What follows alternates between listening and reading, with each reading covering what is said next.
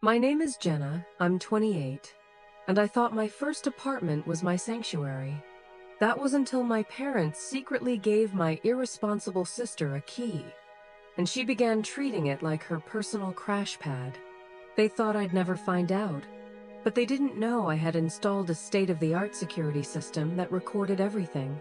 If you're watching this from somewhere where family is a complicated topic, drop a comment and let me know where you're from. And before I tell you how it all went down, hit that like and subscribe button to join our community and hear more real-life stories about setting boundaries and reclaiming your peace. Before this whole mess began, my life was finally falling into place. As a freelance graphic designer, I'd spent the last 6 years working 14-hour days, taking every project big and small, and saving every dollar. My goal was simple: to have a space of my own, not a room in my chaotic childhood home, but a place that was truly mine, a place where I could breathe, create, and most importantly, be at peace. 6 months ago, I achieved that dream. I signed the lease on a beautiful one-bedroom apartment downtown. It wasn't huge, but it was all mine. Every pillow, every plate, every picture frame was carefully chosen. It was a monument to my hard work and my independence.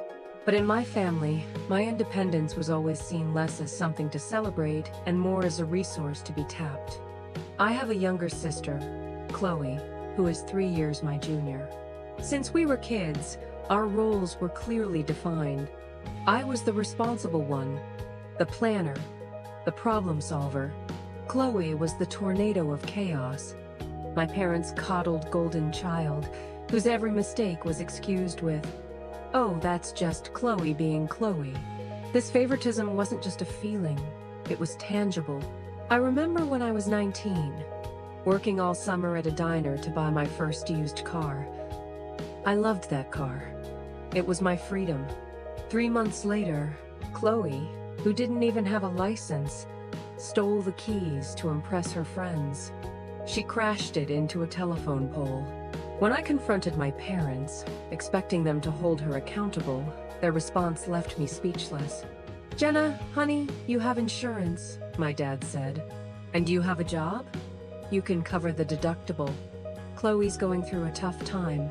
I paid the $500 out of my savings to fix a mistake that wasn't mine, while Chloe never even offered an apology. This pattern continued endlessly. Just last year, Chloe decided she absolutely had to go to a music festival 3 states away with her friends.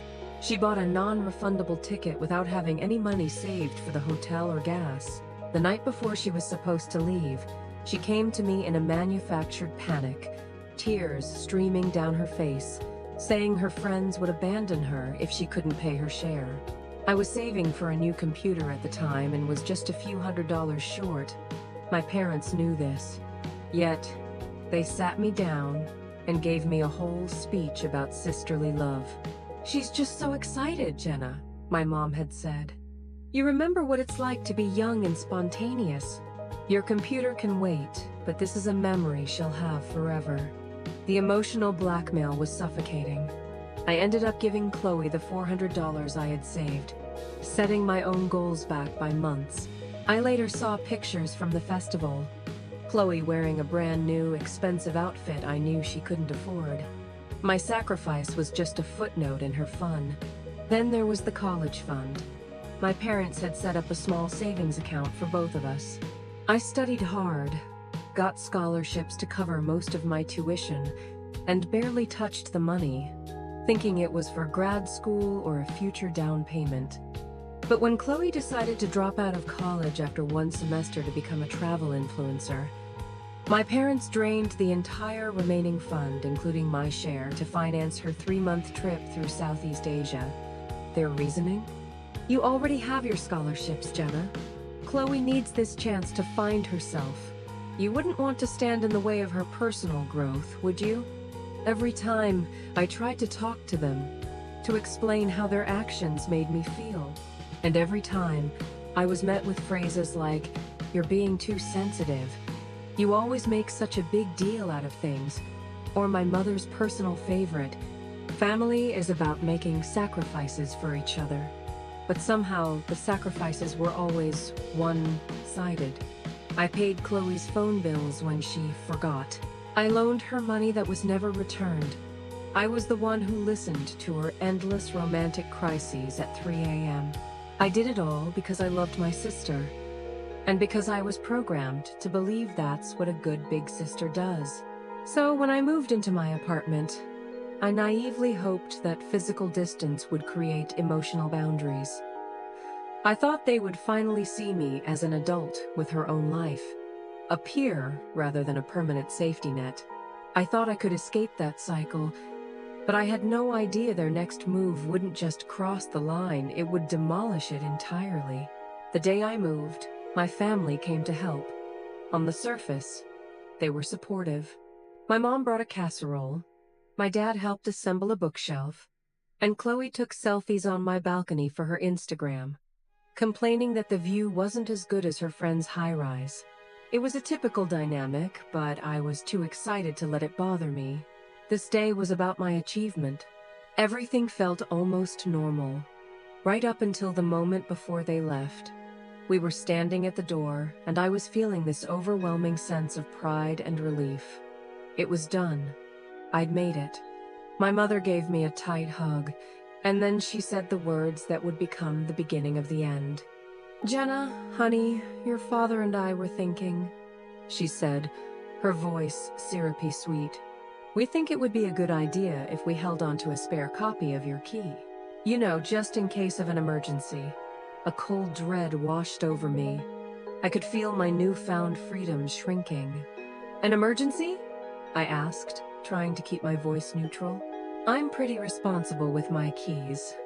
Plus, the building has a 24-hour super for lockouts." "Oh, of course you are, sweetie," my dad chimed in, putting a heavy hand on my shoulder. "But what if you get locked out and the super is busy? Or what if there's a water leak and you're at work? It's just better if someone can get in. We're family." Their logic seemed sound on the surface, but my gut was screaming. This wasn't about safety, it was about control.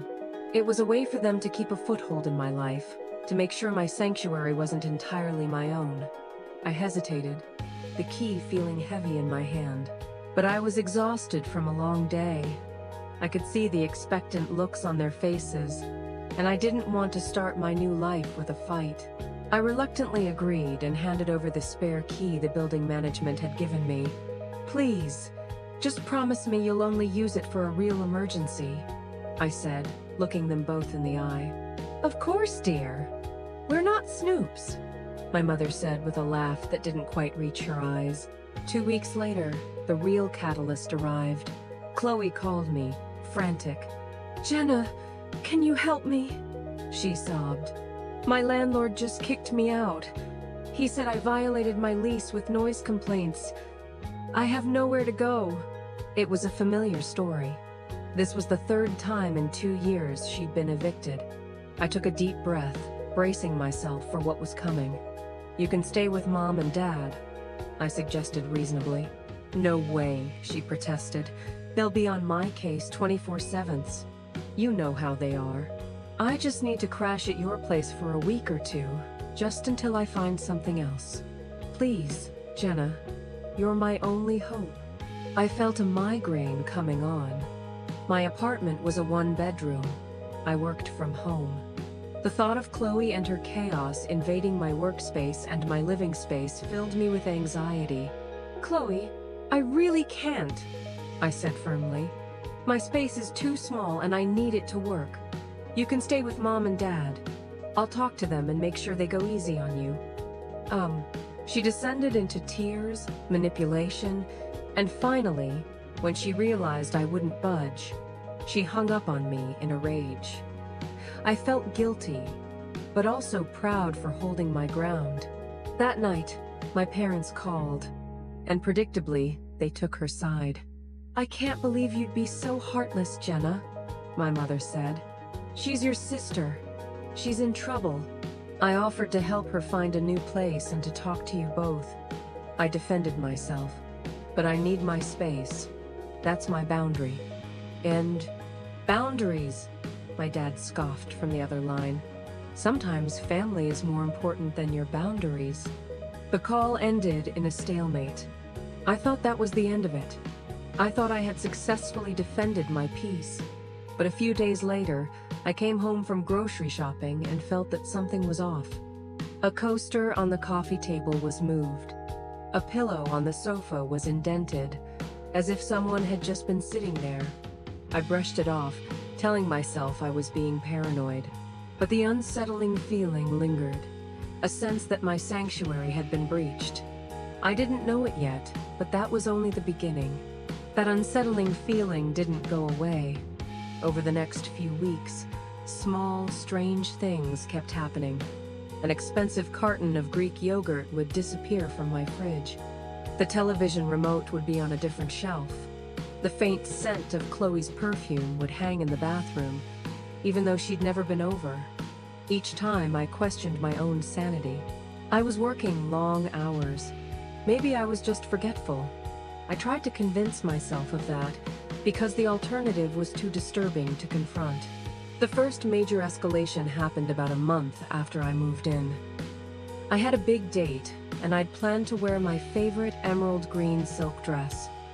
I had saved for 2 months to buy it. When I opened my closet, it was gone. I tore the closet apart, my heart hammering in my chest. I was positive I had hung it right there after getting it dry cleaned. Panic began to set in, and then I saw it. A new post on Chloe's Instagram. There she was, at a club, wearing my dress. The caption read, "Best night ever. Thanks to the big sis for the wardrobe hookup." I had never loaned it to her. I didn't even know she knew about it. White-hot anger surged through me. I called her immediately. "Chloe, why are you wearing my dress?" I demanded.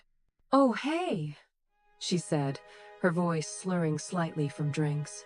"It looks good, right? I saw it in your closet and figured you wouldn't mind. I'm making it famous. How did you get into my apartment?" I asked, even though I already knew the answer. There was a long pause. "Mom and Dad gave me the key," she finally admitted. "They said for emergencies, and this was a fashion emergency." I hung up, my hands shaking. Instantly, I called my parents. "Why did you give Chloe my key?" I yelled, past the point of calm. "Jenna, calm down," my mother said, her tone infuriatingly placid. "She just needed a place to get ready for her evening. You weren't even home. What's the harm?" "The harm? Mom, it's a violation of my privacy. I told you it was for emergencies only." "And it was an emergency for Chloe," my dad said. "You're overreacting over a dress. You can buy another one. Don't be so selfish." The fight ended with them calling me ungrateful, and me hanging up in a flood of angry, helpless tears. Chloe returned the dress 2 days later, stuffed in a plastic bag and left on my doorstep. It had a small tear in the seam and a faint red wine stain on the front. There was no apology. A couple of weeks later, another incident occurred that hit even closer to home. I use a specific suite of expensive design software for my work, the kind that requires a monthly subscription. One afternoon, I tried to log in and was denied access. A message popped up. "This license is currently in use on another device." I was confused. I only had it installed on my work laptop. I spent an hour on the phone with customer support, who eventually traced the active session. It was coming from an IP address I didn't recognize, but it was in a part of town where Chloe's latest boyfriend lived. I felt a knot form in my stomach. I called her. "Chloe, are you using my design software account?" "Oh yeah," she said casually. "My friend wanted to make some flyers for his band, and I told him I knew how to use it. I just logged in with your info. You save all your passwords in that Notes app. It was super easy." "Chloe, that's a professional license that I pay hundreds of dollars for every year. It's for my work. You can't just give out my password." "Oh, whatever," she scoffed. "It's not like you were using it. I'll log out when I'm done." She had not only invaded my home, Now she was invading my digital life and jeopardizing my professional tools. When I told my parents, my dad's response was, "Well, maybe you should have a more secure password." The second major incident was worse. I was on a huge project for a major client. I'd been working around the clock to meet a deadline and had finally crashed for a few hours on my sofa at 6 a.m. I woke up at 9 a.m. to the sound of snoring. Not my snoring. I shot up, heart pounding, and saw Chloe passed out in my bed, still in her clothes from the night before. My apartment was a wreck. There were empty pizza boxes on the floor and 2 empty wine glasses on the kitchen counter. She had used my place as a hotel after a night out. This time, I didn't yell. I was too shocked. I shook her awake. "Chloe, what are you doing here?" She squinted at me. "Oh, morning," she yawned. "It got late last night, so I figured it was easier to just crash here. Didn't want to wake up Mom and Dad." "Easier for you, not for me," I said, my voice ice cold. "This is my home and my office. I have a critical client call in 1 hour. I need you to clean up this mess and leave. Now." "Geez, relax," she muttered. But she got up and started gathering her things. "You're always so wound up." After she left, I felt violated and furious. My peace was shattered. My sanctuary was contaminated. I called my parents again and demanded they get the key back from Chloe. They refused. "Jenna, it won't happen again," my mom promised. "I talked to her. She just needs a safe place to land sometimes." The final wake-up call came from my best friend, Maya. A few weeks later, I was telling her about these incidents over lunch. I was framing it as an annoyance, a frustration. But Maya put her fork down and looked me dead in the eye, her expression serious. "Jenna," she said, "this is not an annoyance. This is a severe violation. Your parents handed your sister the weapon to breach your safe space. They are not protecting her. They are enabling her destructive behavior. The fact that they refuse to see a problem with that isn't you being too sensitive. It's them being complicit in disrespecting you." Hearing it from an outsider, phrased so starkly, was like a slap in the face. She was right. I wasn't overreacting. I was being gaslit. I had let them define my reality for too long. I went home that evening with a new resolve. I called my parents one more time, my voice calm and firm. "I am demanding that you get the key back from Chloe and return it to me. If you don't, I will have the locks changed." The silence on the other end of the line was chilling. "You wouldn't dare," my father said, his voice laced with threat. "Don't push us away, Jenna. You'll regret it." But I didn't back down. "You have 24 hours, I said, and I hung up. I thought my ultimatum would work. I thought they would finally understand the gravity of the situation. I had no idea they weren't just ignoring my warning. They were about to enable a betrayal far greater than I could have ever imagined. The 24 hours came and went in silence. No calls, no texts, no key returned. Part of me hoped they were thinking it over, that they would do the right thing. But another part of me, the part that had been conditioned by years of disappointment, knew they wouldn't. That Friday, I was on the biggest deadline of my career. I had been working for 3 months on a rebranding campaign for a major tech company. It involved hundreds of hours, late nights, and all of my creative energy. The final presentation to their CEO was on Monday, and I was spending the entire weekend putting the finishing touches on it.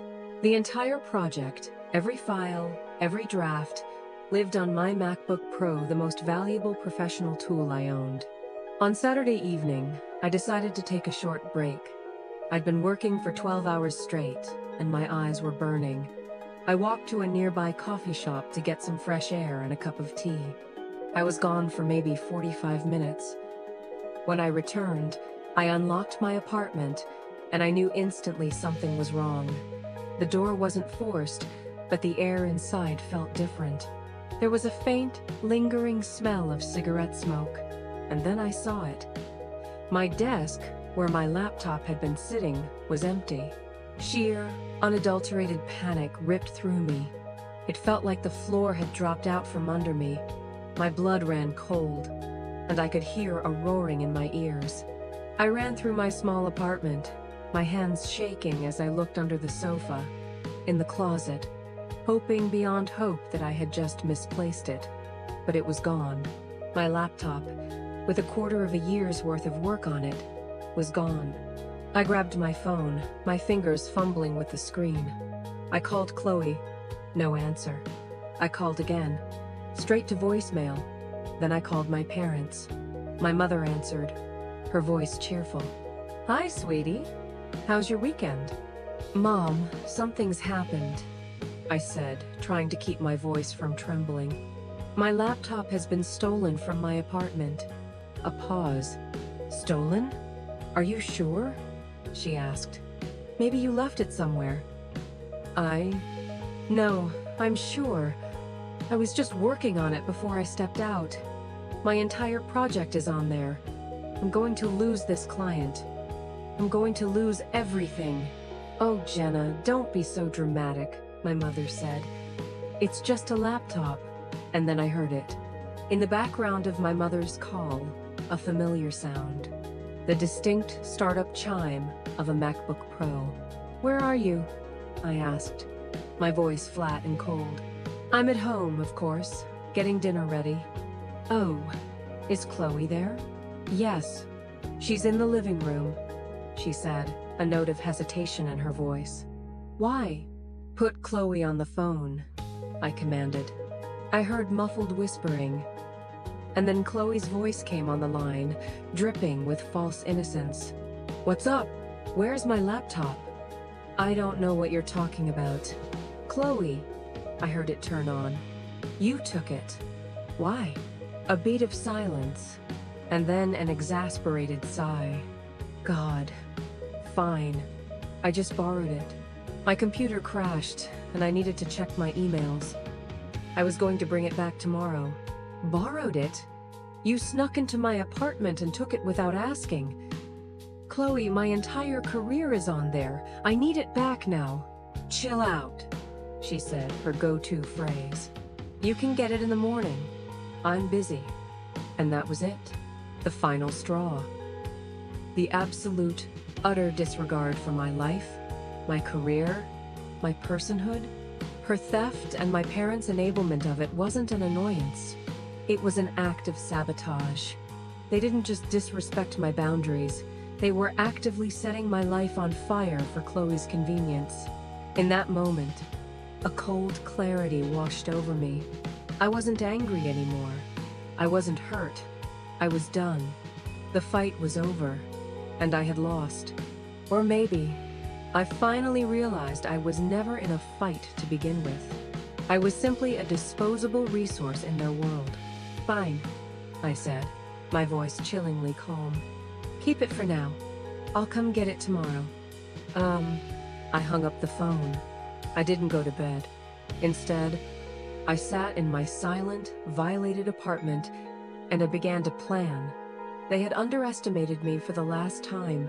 They thought I would just get mad and then get over it, like I always did. They didn't know that 2 weeks ago, after the sleepover incident, I had done something for myself. I had invested in my own peace of mind.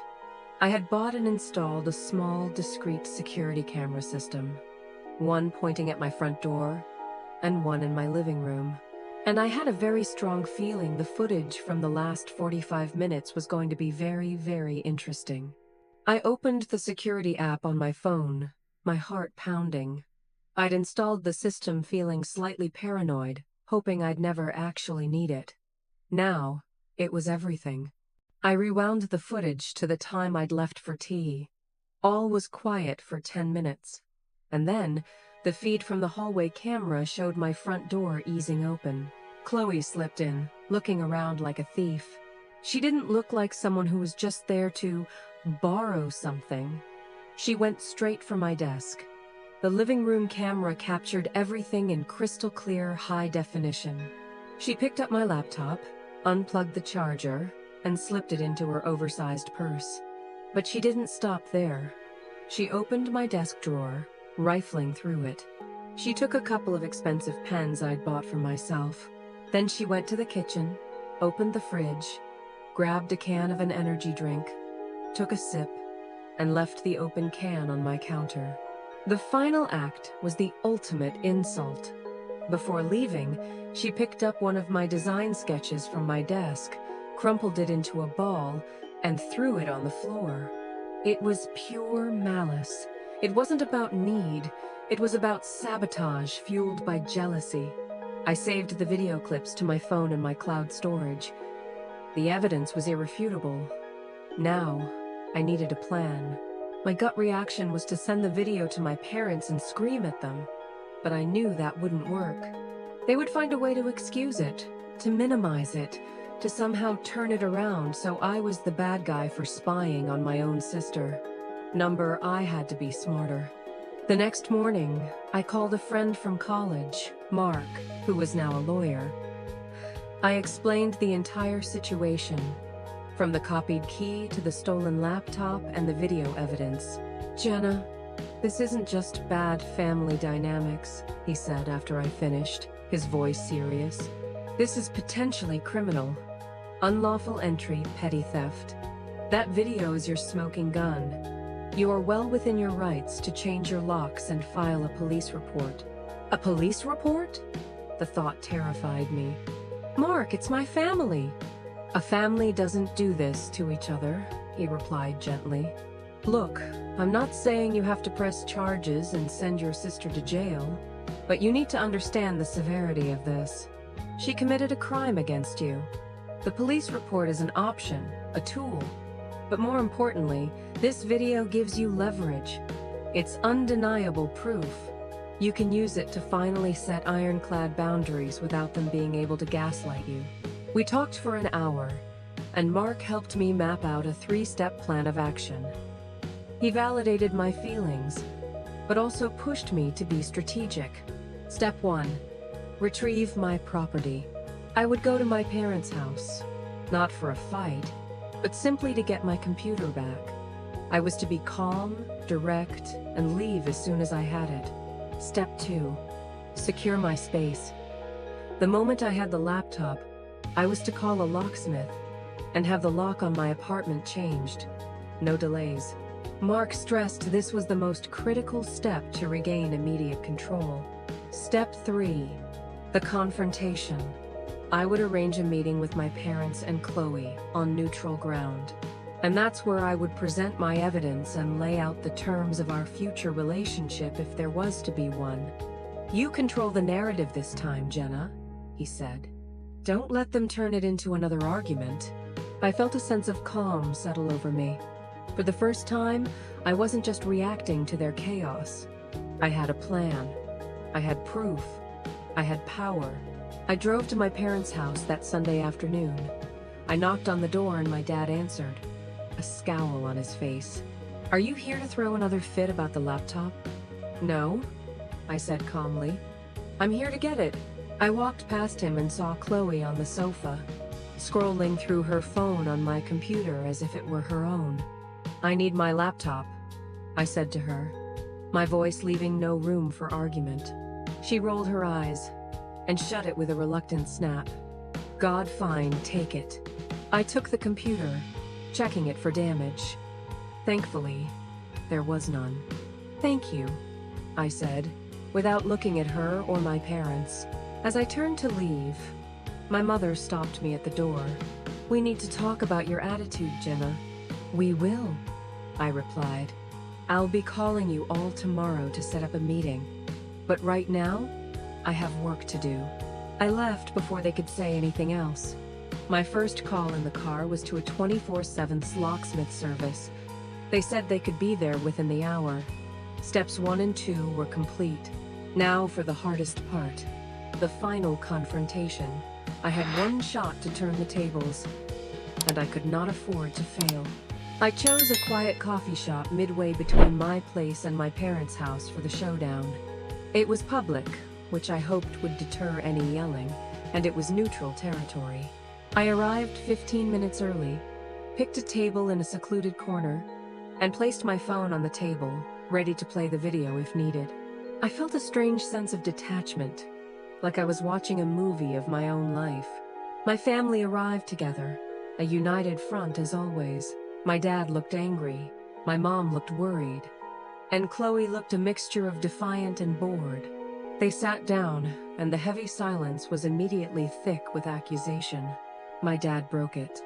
"All right, Jenna, you called this meeting. What is it? Your mother and I are very disappointed in your behavior. You can't just storm out and make demands. Is that what you think this is?" I asked, my voice even. "It seems like it," my mom chimed in, twisting a napkin in her hands. "Chloe made a mistake. She apologized. Family forgives. You're making this into something much bigger than it needs to be. Bigger than breaking into my apartment and stealing my property?" I countered. "I didn't break in," Chloe snapped, her voice rising. "I used a key, and I told you I was just borrowing it. You're acting like I'm some kind of criminal." "Okay," I said, taking a slow breath. "Let's just get on the same page about what happened. Chloe, you're saying you just popped in to borrow the laptop because your computer was broken?" "Yes, exactly," she said, looking to our parents for support, who both nodded. "And you did nothing else?" "No, I was in and out."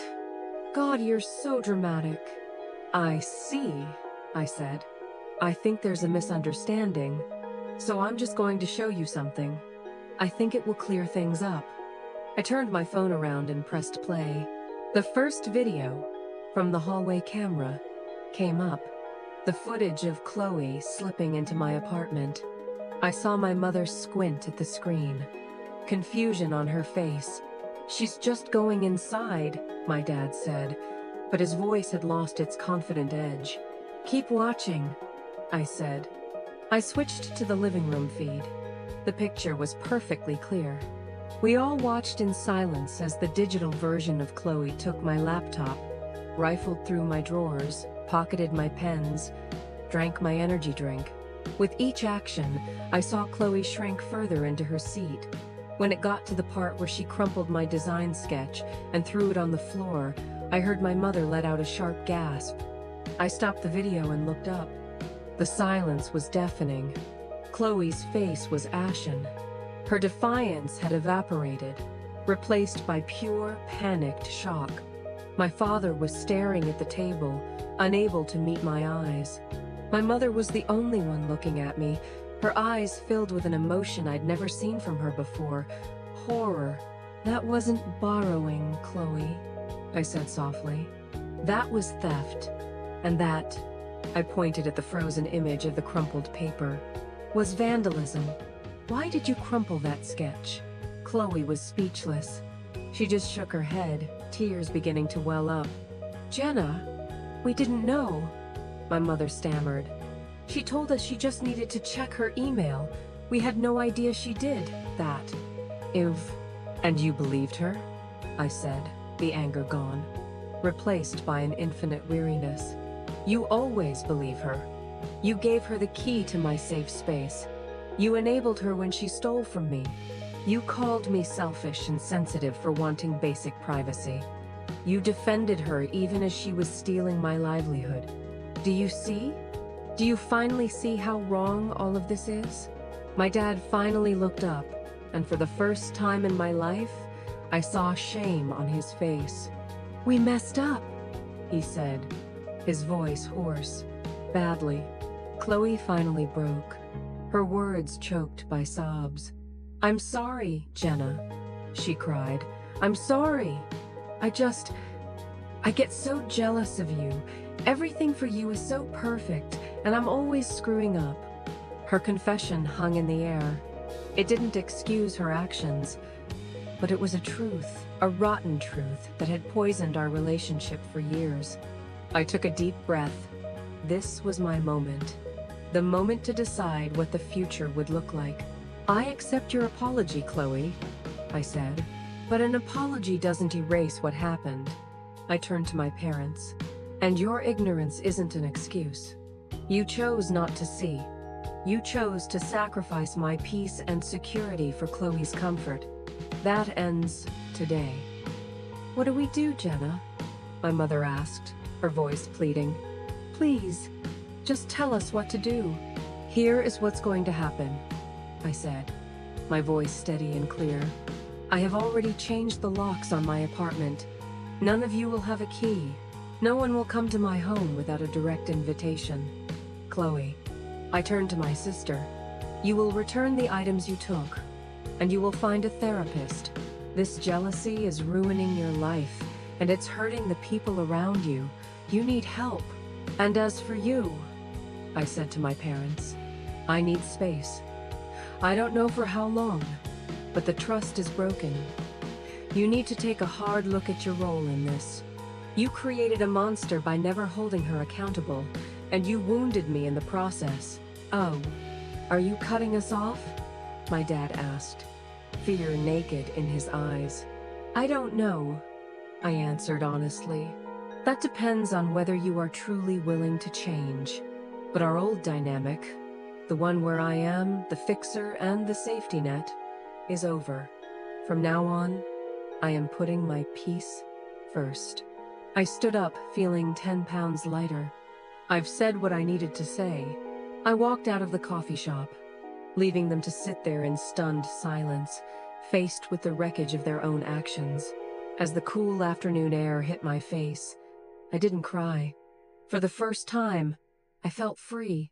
The fight wasn't me against them. The fight was for myself, and I had finally won. Walking away from that coffee shop, I didn't look back. I walked with a sense of purpose I hadn't felt before. There was no hesitation, no guilt, just the cold, clear certainty that I had done the right thing for myself. When I got back to my apartment, the first thing I did was walk to the front door and touch the new lock. It was shiny and solid. A simple piece of metal, but it symbolized so much more. It was a physical boundary, a declaration that this space was mine and mine alone. That first night, sleeping behind a door that only I could open, was the most peaceful night's sleep I'd had in months. The next few days were strangely quiet. My phone was uncharacteristically silent. No frantic calls from Chloe, no guilt-tripping texts from my mother.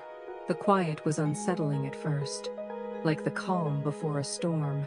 But as the days passed, I realized it wasn't the silence of anger, but the silence of reflection. They were finally out of excuses. The video had stripped them of their ability to deny and deflect. In that quiet, I began to heal. I finished that big tech project, working tirelessly for 12 hours to make up for the lost time. The client was thrilled with the result and signed me for a follow-up project that was even bigger. The feeling of that success, achieved entirely on my own merit, was sweet. I started to rebuild my sanctuary. I bought a new rug for the living room. I rearranged the furniture. I filled the apartment with music and the scent of lavender candles. I was reclaiming my space, not just from my family, but from the ghost of resentment I had carried for so long. About a week after the confrontation, a package arrived at my door. Inside were the pens I had been missing, along with $200 in cash and a short, handwritten note from Chloe. Jenna, it read, "This is for the things I took or ruined. I know it's not enough, but it's all I have right now. I found a therapist. The first appointment is next week. I'm sorry." It was a small step, but it was a step in the right direction. I didn't respond. It was still too soon. The real shift came from my mother. 2 weeks later, she called. Her voice was different, subdued, less defensive. "Jenna," she began, "your father and I have been doing a lot of talking. And you were right. We haven't been fair to you. We were so focused on fixing Chloe that we didn't see how we were breaking you." I listened, not interrupting. "We're sorry," she continued. And for the first time, I heard genuine sincerity. We understand if you need your space. We just want you to know that we're trying to understand. We love you. It was the most honest conversation we had ever had. I thanked her for the call, but I maintained my distance. I love you too, Mom, I said. But I need time. I used that time for me. I reconnected with friends I had unintentionally neglected in the fog of family drama. I went hiking. I started a pottery class. I was discovering who Jenna was when she wasn't the family problem solver. And I was finding out that I liked this person. She was strong, creative, and for the first time in a long time at peace. My new dawn had arrived, not with a loud bang, but with the gentle quiet of a life that was finally my own. 8 months later, my life was unrecognizable in the best possible ways.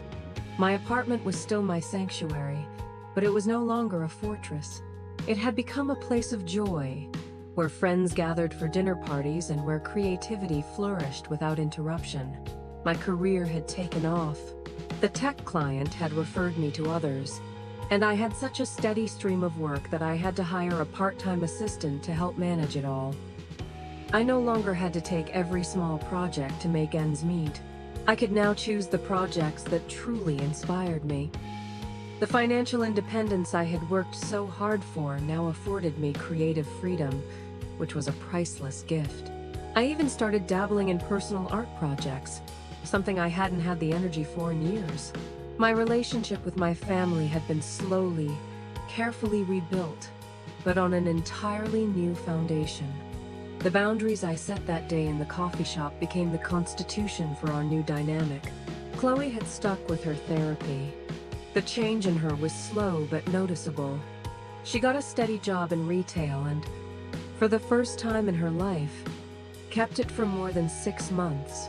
She moved into a small apartment with a roommate and was learning to stand on her own 2 feet.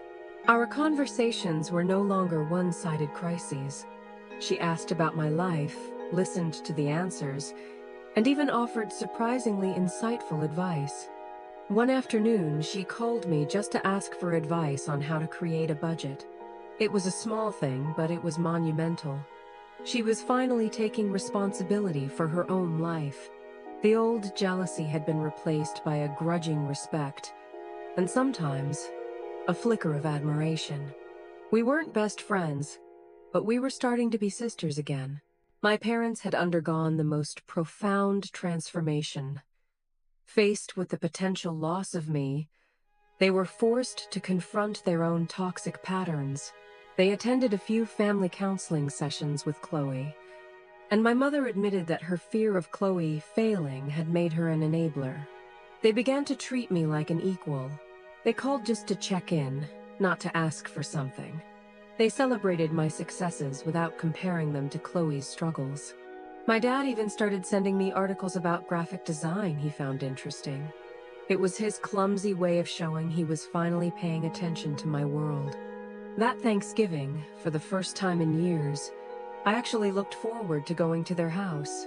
The dinner was light and easy. Chloe helped my mom with the cooking. My dad asked me about my work with genuine interest. There was no underlying tension, no passive-aggressive jabs. During the meal, Chloe turned to me. "By the way," she said, "my therapist said that what you did recording me and confronting us all was probably the best thing that ever happened to me." "Really?" I asked, surprised. "Yeah," she said with a shrug. She called it a radical natural consequence. It was the first time I couldn't talk my way out of something. It forced me to actually look at myself, so thank you. Sitting there, surrounded by my family, I realized that justice isn't always about punishment. Sometimes, justice is just the truth. The raw, uncomfortable, and ultimately healing truth. By standing up for myself, I hadn't destroyed my family. I had given it a chance to heal honestly. I had lost the old, broken version of my family, only to gain a new one. One that was still flawed, but real and far more hopeful. My life was no longer defined by cleaning up other people's messes. It was defined by the peace I had fought for and the self-respect I had earned along the way. When I look back on these last 8 months, the biggest lesson I learned wasn't about locks or security cameras. It was about the invisible boundaries we allow people to cross. For years, I thought that being a good daughter and a good sister meant endless sacrifice, that it meant putting everyone else's needs before my own. I had confused enabling with love and tolerance with kindness. I believed that love meant accepting unacceptable behavior. But I was wrong. My family's betrayal, as painful as it was a gift. It was the catalyst that forced me to reclaim my own life. It forced me to realize that my peace is not negotiable. My mental health is not a resource for others to drain. Respect isn't a privilege people grant you. It's a standard you demand. Real security doesn't come from locked doors. It comes from building firm boundaries around your heart and your life, and having the courage to defend them, even from the people you love the most. Sometimes the most profound act of self-love is also the most difficult. It's saying no, even when your voice shakes. It's choosing your own well-being, even if it disappoints others. It's walking away, even when you're not sure of the path ahead. So, I want to ask you, have you ever had to make a difficult choice between your own peace and your family's expectations? What lessons have you learned about setting boundaries in your own life? Share your stories in the comments below. I would genuinely love to hear them. If this story resonated with you, please hit that like and subscribe button to hear more real-life stories of overcoming family challenges. And be sure to share this video with someone who might need to hear that it's okay to lock the door on anything that costs them their peace. Thank you for listening. And remember, you deserve a space both physical and emotional where you can feel safe, respected, and unapologetically yourself.